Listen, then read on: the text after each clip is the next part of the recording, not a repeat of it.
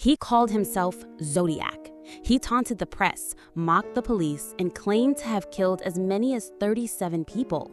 But over 50 years later, we still don't know who he was. This is the terrifying true story of the Zodiac Killer, America's most elusive serial murderer. First killings, Lake Herman Road. On December 20, 1968, teenage sweethearts Betty Lou Jensen and David Faraday were parked along Lake Herman Road in California. They were shot and killed in cold blood. No one saw who did it, but 6 months later, the killer would step out of the shadows by choice. The Zodiac letters began. In August 1969, 3 newspapers in the Bay Area received nearly identical handwritten letters. Each claimed responsibility for the murders. Inside were cryptic ciphers, symbols, and a chilling signature. This is the Zodiac speaking. He demanded his letters be published or he'd kill again. The public was stunned. The police were outmatched. Lake Berryessa and Poste.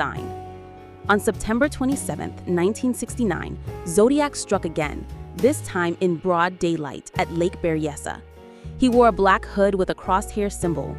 He tied up and stabbed Brian Hartnell and Cecilia Shepard. Only Brian survived.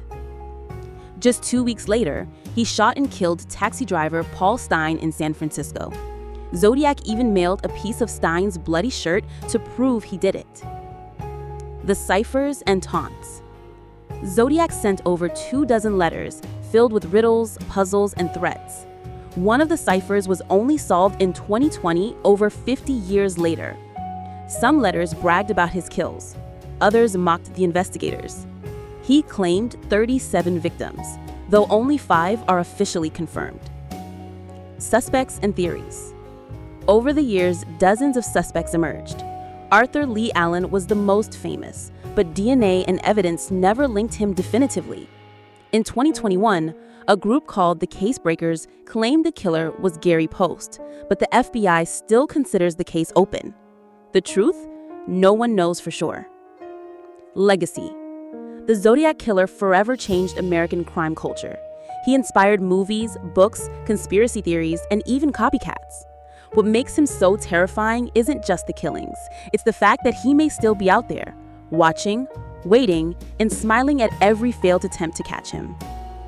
Who do you think the Zodiac Killer was? Drop your theories below. And don't forget to like, subscribe, and ring the bell for more chilling true crime mysteries.